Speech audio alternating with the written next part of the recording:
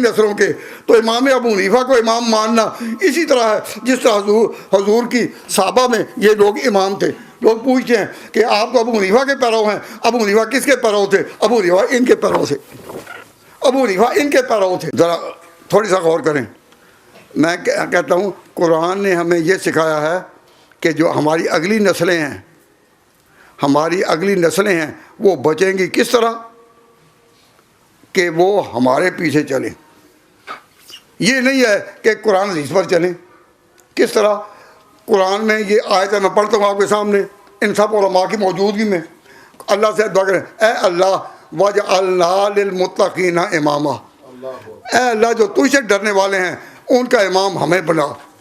ये नहीं कहा कि वो कुरान हदीस पर चलें। वजअलना हमें कर लिलमुत्तकीना इमामा, अल्लाह से जो डरने वाले हैं उनका इमाम।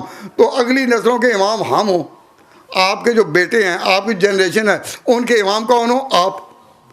तो हमेशा दीन जो है वो नस्लों से नस्लों को मिलता है।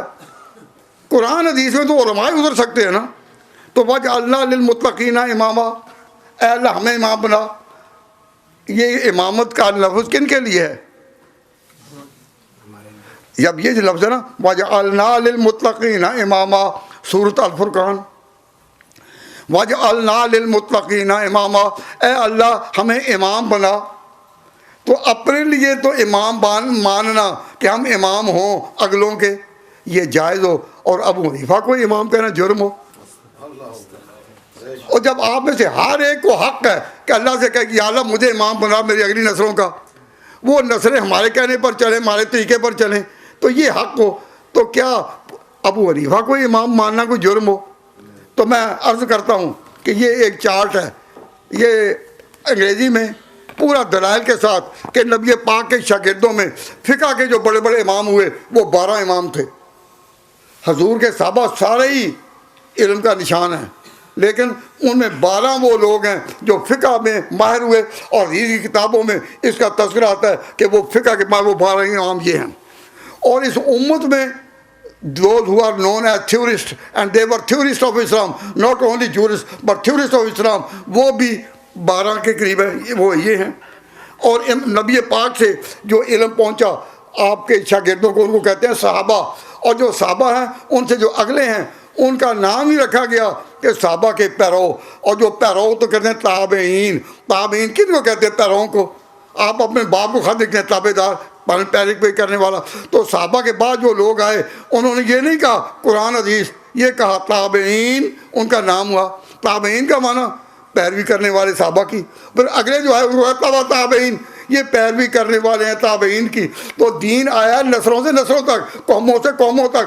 आप इमाम होंगे अपनी नस्लों के, तो इमाम अबू हनीफा को इमाम मानना इसी तरह है जिस तरह हजूर की साहबा में ये लोग इमाम थे। लोग पूछते हैं कि आप तो अबू हनीफा के पैरों हैं, अबू हनीफा किसके पैरों थे? अबू हनीफा इनके पैरों से, अबू हनीफा इनके पैरों थे।